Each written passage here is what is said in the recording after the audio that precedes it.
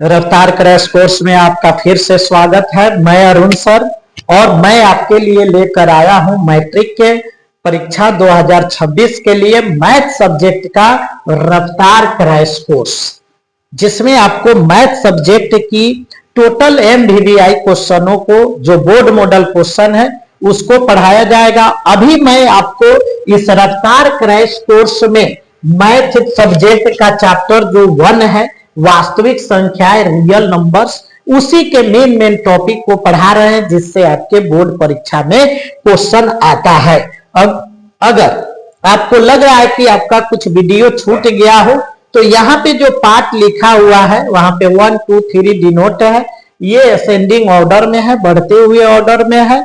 अगर आप 2 number video मेरा देख रहे हैं, एक नहीं देखे हो, तो आप यहाँ पे एक जो लिखा हो उसको देखकर आप वीडियो फुल कर सकते हैं, यानी आप क्रम अनुसार अपनी मैट्रिक की तैयारी कर सकते हैं। वो भी कहां?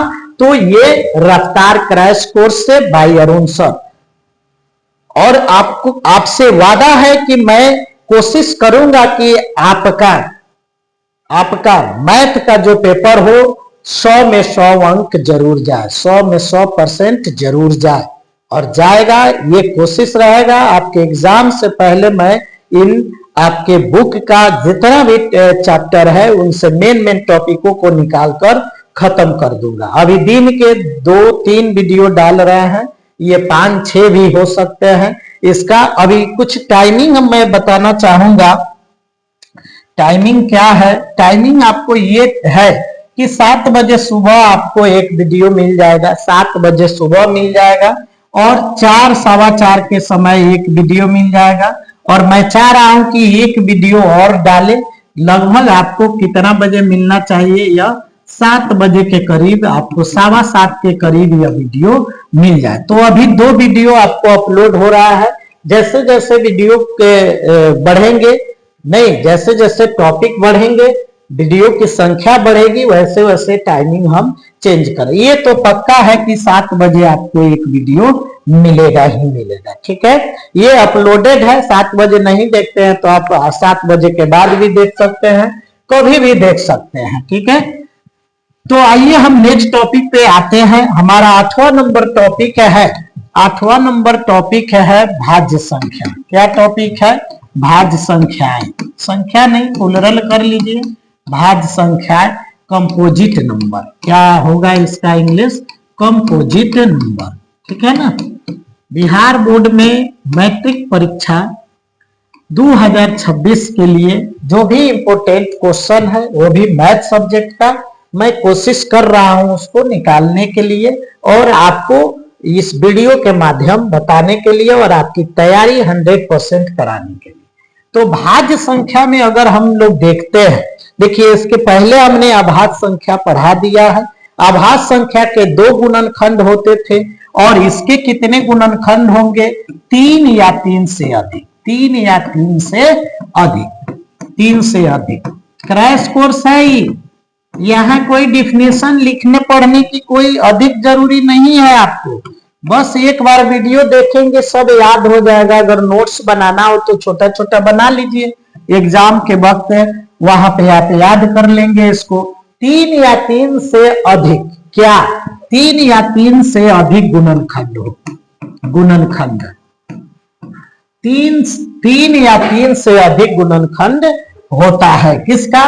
तो भाज्य संख्या का, ठीक है। यानी कहने का मतलब है कि 3 या 3 से अधिक गुणनखंड का मतलब यह है कि दुनिया की कोई भी संख्या एक और स्वयं से कटती है, लेकिन तीसरा अगर उसमें आ जाए, तीसरा अगर आ जाए तो वह भाज्य संख्या कहलाएगा। अगर 2 ही गुणनखंड आते हैं तो वह क्या कहलाएंगे?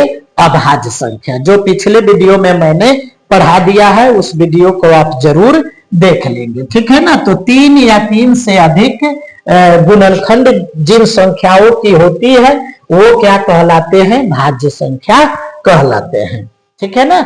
समझ में आ रही है या नहीं? कौन से 3 संख्याएं आएंगे ध्यान में रखेंगे। कौन से 3 संख्या आएंगे? एक तो एक होगा, एक तो मस्ट है, नहीं, सबके पास रहता है। और दूसरा क्या होगा, दूसरा होगा स्वयं। जो भी संख्या लेंगे स्वयं यानी अपने आप से है, अपने आप से कटे, ठीक है, अपने आप। और तीसरा होता है आपके लिए, तथा तीसरा कौन सी संख्या होगी, अन्य संख्या होगी। क्या होगी, अन्य संख्या, ठीक है ना। अन्य संख्या में एक भी हो सकता है और एक से अधिक भी हो सकते हैं। कहने का अर्थ है 3 या 3 से अधिक, मतलब कोई भी संख्या 3 से भी विभाजित होगी, या 4 संख्याओं 5 से, 6 से, 7 से, 8 से, 9 से, 10 से, ठीक है ना। इसी तरह 10 संख्याओं से भी विभाजित होगी। तो ध्यान रहना चाहिए कि दुनिया में, हमने बार बार बताया, पिछले वीडियो में भी बताया, दुनिया में कोई भी संख्या जो है वो क्या है, एक और स्वयं से जरूर विभाजित होती है। चाहे वो चर हो चाहे अचर हो, एक और स्वयं से विभाजित हो। लेकिन तीसरा अगर उसमें कोई संख्या आ गया तो बाबू उसी को कौन सी संख्या कहेंगे, भाज्य संख्या कहेंगे। क्या कहेंगे, भाज्य संख्या कहेंगे। तो यहाँ पे अगर एक और टॉपिक आता है कि यहाँ पे एग्जाम के लिए क्या पूछेगा, हाँ, एग्जाम के लिए ये हो सकता है भाज्य संख्याओं के कितने गुणनखंड होंगे, या भाज्य संख्या कितनी संख्याओं से कटती है, तो 3 या 3 से अधिक आप कह सकते हैं। दूसरी बात क्या है, दूसरा यानी ये भी आई है। अगर कहा जाए कि भाज्य संख्या यानी सबसे छोटी भाज्य संख्या क्या होगी, तो आप वहां पे आंसर करेंगे सबसे छोटी भाज्य संख्या। उदाहरण बाद में हम बता देंगे आपको इसी के बाद। तो सबसे छोटी भाज्य संख्या क्या होगी, छोटी भाज्य संख्या। भाज्य संख्या बाबू ध्यान रहे, एक तो ना भाज्य होता है और ना ही अभाज्य होता है। सबसे छोटी भाज्य संख्या क्या होगी, तो देखिए एक तो होता नहीं है, 2 अभाज्य संख्या, 3 भी अभाज्य, 4 जो है वो सबसे छोटी अभाज्य संख्या। ध्यान रखेंगे, बहुत ही ये इंपॉर्टेंट है, VVI है, ये बोर्ड परीक्षा में ये सब पूछता है। क्वेश्चन बैंक या कोई मॉडल पेपर देखिए, उसमें देखिए कि ऐसे क्वेश्चन है कि नहीं। मॉडल पेपर छोड़िए, क्वेश्चन बैंक पूछा हुआ क्वेश्चन रहता है, उसमें देखिए। तो सबसे छोटी भाज्य संख्या क्या होती है, 4 होती है। अब इसी पर हम आपको एक उदाहरण बताएंगे कि भाई 4 क्यों होती है। तो यहाँ पे अगर हम देखते हैं तो दुनिया की कोई भी संख्या आंख मूंद के लिख देंगे 1, और जो दिया है वो 4, यानी यह 1 से भी विभाजित होगा और 4 से भी। लेकिन देखा जाए क्या यह अन्य संख्या से भी विभाजित है, तो बाबू ये 2 से भी विभाजित है। देखिए तो 1 और 4 आया, उसके अलावे भी आ गया। अगर इसके अलावे अगर नहीं आता, अगर इसके अलावे कोई संख्या नहीं आता, तो ये स्वयं को क्या होता, अभाज्य संख्या। लेकिन 2 के अलावे तीसरा आ गया, चौथा भी आ जाता, 5वां भी आ जाता, 6ठा भी आ जाता, और नहीं भी आया 6ठा तक छोड़ दीजिए, इन 2 के अलावे कोई एक अकेला आ गया जिससे यह संख्या कट रहा है, तो ये कौन सी संख्या कहलाएगी, भाज्य संख्या। क्लियर हुआ कि नहीं हुआ, हाँ या यस या नो बोलिए, ठीक है। अगर वीडियो अच्छा लगे तो कमेंट जरूर कीजिए, ठीक है। अगर आपको अपना नाम करना हो, अपने माता पिता का नाम ऊपर करना हो, मैट्रिक में एकदम सर्वोत्तम अंक लाना हो, तो इस क्रैश कोर्स को अगर आपको वीडियो मिल गया है और मैट्रिक में अगर आप हैं, 2026 में बैठने वाले हैं, तो आप लगे रहिए एकदम। नाम से बड़ा कोई काम नहीं है, लेकिन पहले काम करेंगे उसी के अनुसार आपको नाम भी मिलेगा। तो बाबू ये और स्वयं हो गया, और इसी को तो अन्य बोलेंगे, ये अन्य संख्या हो गया। इसीलिए 4 जो है वह भाज्य संख्या है।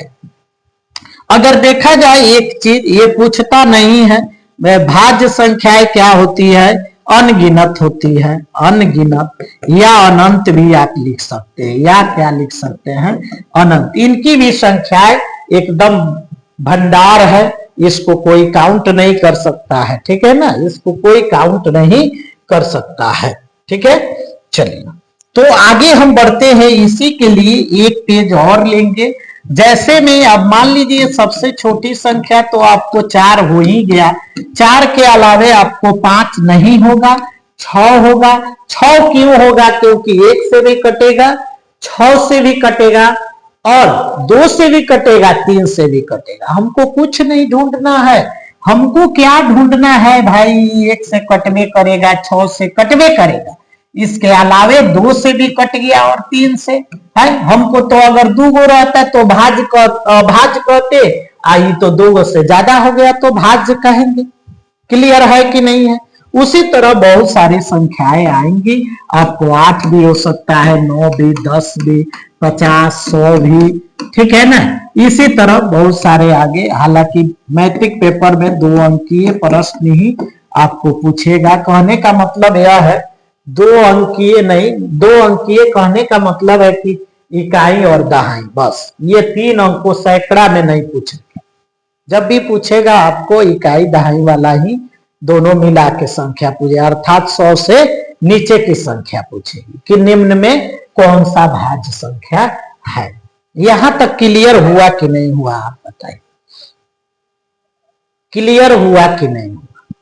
अब यहाँ पे हम आपको एक टॉपिक देंगे, जो मेरा वीडियो 4 नंबर 7 नंबर देखे होंगे और 8 को भी देख रहे हैं, उनको ये बात समझ में आएगी कि यहाँ पे मैं एक नोट देने वाला हूं। क्या देने वाला हूं? एक नोट देने वाला हूं, जो कि ये भी VVI है, सब इंपॉर्टेंट है। इसमें मैं कोई फालतू का टॉपिक नहीं पढ़ा रहा हूं। फालतू का टॉपिक मतलब अभी आपको मैट्रिक में उसकी जरूरत नहीं है। नॉलेज के लिए आप ऑफलाइन क्लास में पढ़ते होंगे या ऑफलाइन ऑनलाइन ही क्लास होता है जो विस्तारित होता है, नहीं, ये शॉर्ट फॉर्म में यह क्या है, ये कोर्स चल रहा है रफ्तार क्रैश कोर्स। नोट में अगर हम देखते हैं तो 1 नंबर नोट में हम क्या देखेंगे कि यहाँ पे अगर हम देखते हैं भाज्य संख्या, सॉरी अभाज्य संख्या, अभाज्य संख्या, ठीक है ना,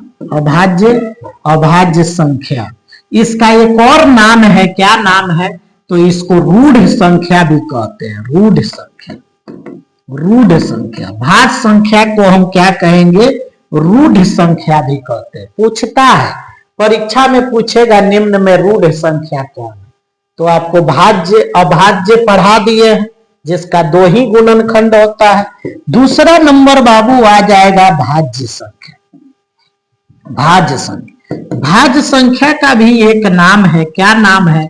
तो उसको कहते हैं यौगिक संख्या। क्या कहेंगे? यौगिक संख्या। क्या कहेंगे?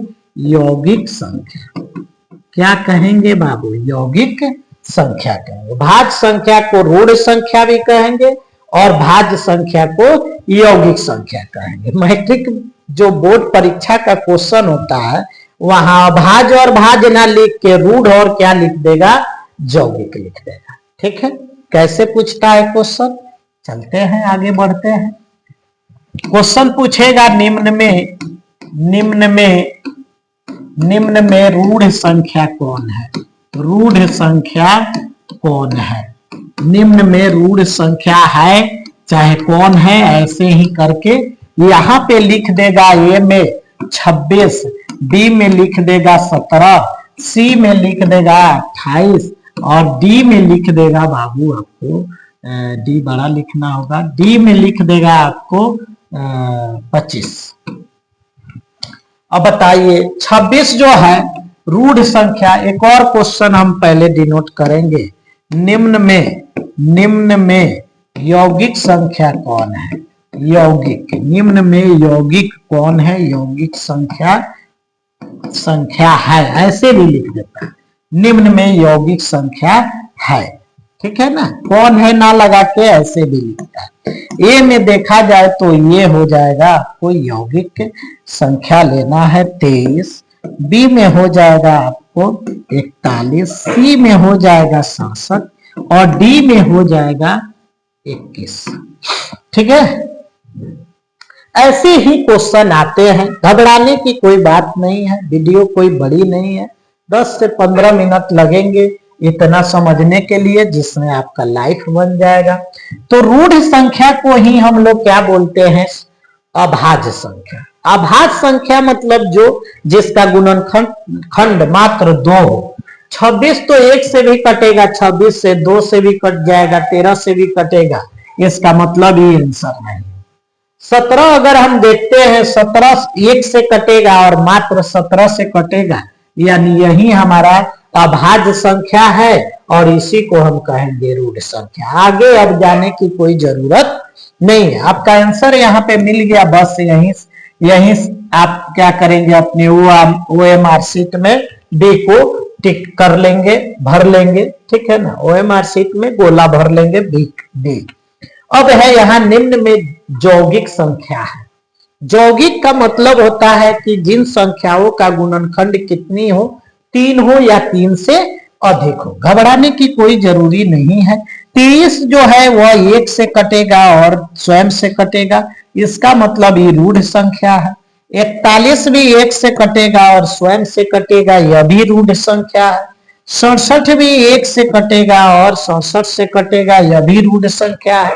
और 21 देखिए 1 से कटेगा, 21 से भी कटेगा, 3 से भी कटेगा और 7 से भी कटेगा। इसका गुणनखंड बहुत ज्यादा आ रहा है। 1 भी आ रहा है, 21 भी स्वयं आ रहा है, 3 आ रहा है, फिर 7 आ रहा है। इसके कहने का मतलब यह है कि यही यौगिक है, इसका 3 से अधिक क्या है, गुणनखंड है। यानी अपने OMR शीट में आप डी वाला गोला भर लेंगे, यानी डी आंसर इसका होगा।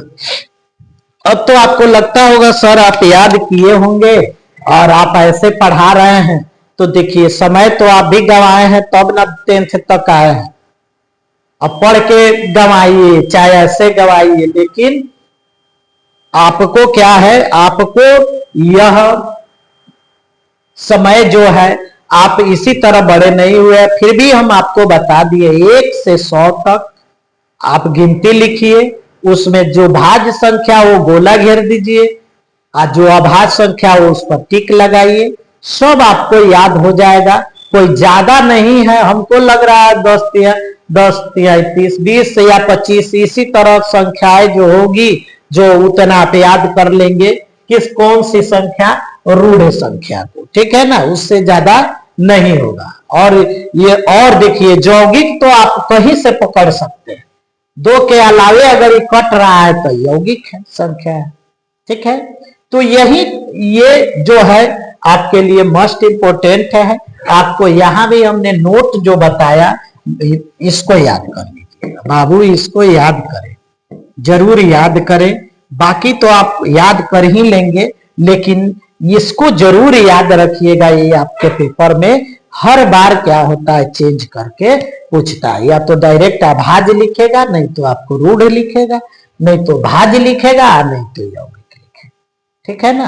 तो ये टॉपिक था आपके किसके लिए, भाज्य संख्या के लिए, ठीक है। जिसमें ये जो नोट है, नोट तो किसी भी वीडियो के लास्ट में ही आपको दिया जाएगा।